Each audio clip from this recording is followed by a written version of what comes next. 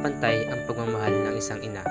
Siya ang unang nagmahal, unang nag-aruga at unang nag-alaga sa atin mula pagkabata.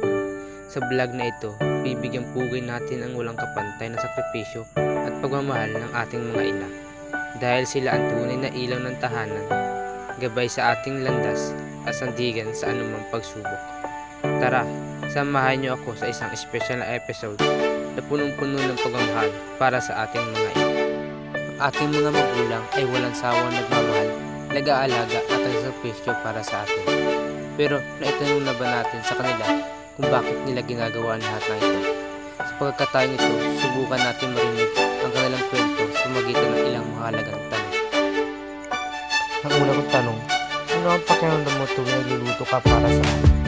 Sabi niya, masaya ako dahil alam kong nagpapakain kayo na maayos. Para sa akin, ito ang simpleng paraan para ipakita ang pagmamahal ko sa inyo. Pangalawa, bakit kahit pagod ka na, inuna mo pa rin ang pangailangan namin? Sabi niya, dahil bilang magulang, kaya ang una kong iniisip at saya ng puso ko kapag alam kong komportable at masaya kayo.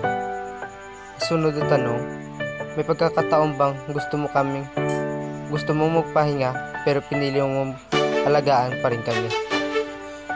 Sabi niya, maraming beses pero bilang ina, hindi ko kayang hindi kayo alagaan. Kahit pagod ako, ang kaligayahan niyo ang nagpapalakas sa akin. Ay isa pang tanong, ano ang pinakamasayang bahagi ng pagiging magulang para sa iyo?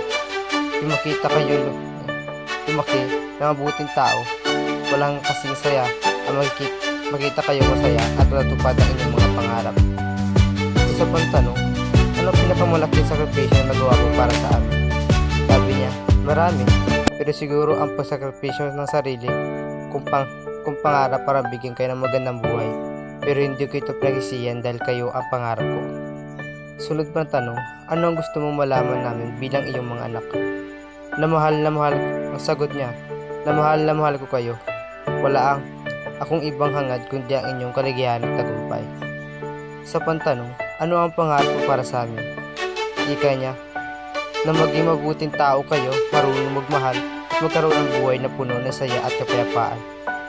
Panghuling tanong, kung may isang bagay kang gusto ng pabaon sa amin habang lumalag kami, ano ito? Magiging mabuti kayo sa lahat ng tao, dahil na sa sarili niyo.